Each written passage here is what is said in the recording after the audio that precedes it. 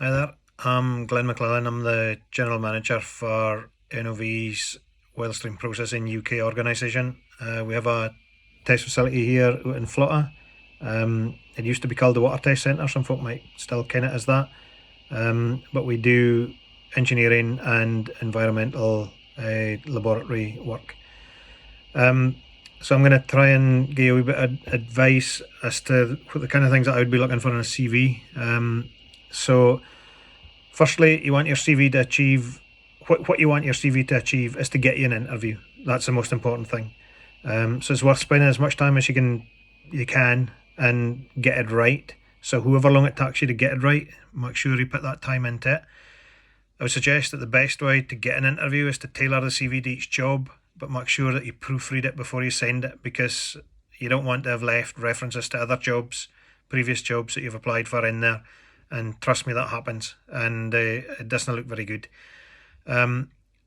Research the employer and the job. Try and understand what the potential employer's looking for. Research the company that you're wanting to join. Try and find out what's important to them and what they would be looking for in a candidate.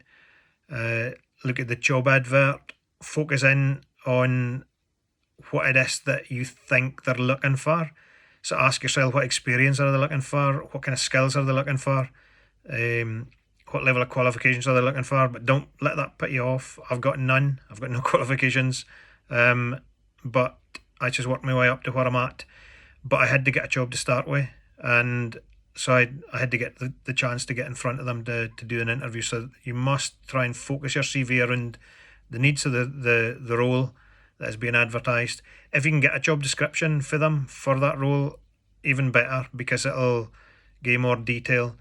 And if you're right doing what you think it is, that the experience is that they're looking for, the skills they're looking for, the type of personality they're looking for, and what qualifications they're looking for, if there's things that keep reappearing when you're writing down your answers to that questions, then they're most likely to be the things that they are really focused on and really interested in. As far as the CV itself goes, there's loads of online resources out there to help you with the formatting and the layout and everything. The one that jumps out at me that I've put folk to in the past is one called standout-cv.com. So just Google it, you'll find it there. But it gives you loads of good advice. Make sure your CV is professional and quite modern, but not ultra modern and quirky. Because if it is overly quirky with lots of different colours and all that kind of stuff in it, it doesn't come across as very professional, unless you're looking to try and join a marketing or design company or something that would be looking for you to be particularly innovative and creative in your CV. But most importantly, make sure that the spelling and the grammar and the formatting are perfect. If they're no, especially spelling and grammar, then your CV's likely to land at the bottom of the pile when it comes to the list of ones for being interviewed. Start your CV with a personal profile. I'm not going to go into loads of detail as to what should be in your CV, other than what I've just said about make sure it's bespoke to the job. But start with a personal profile, a statement about yourself, what your key strengths are, what your interests are, and what you can bring to the job. And try and address the points that you've listed out in that research of the job and of the company. List out your core skills.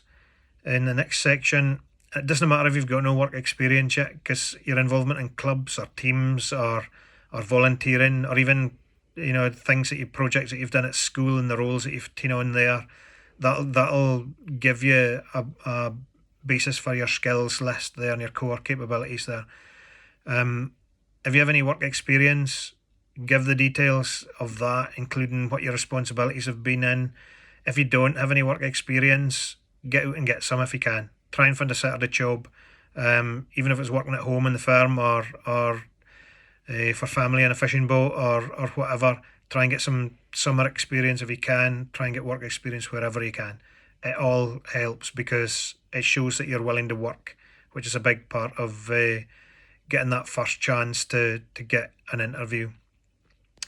Pretty much every job needs some kind of level of IT skills these days. So make sure you include your most relevant software packages that you're used to working with and competent with, like Microsoft Word and that type of thing. If you are looking for design jobs or IT jobs, then you'll have to go into more detail there, obviously. And then at the end, make sure that you do include something along the lines of what your interests and hobbies are, and the things that you like to do, what floats your boat, what interests you. That things are important to an employer as well. That's a very quick summary of some of the things that I would be looking for, and I hope it helps. And good luck.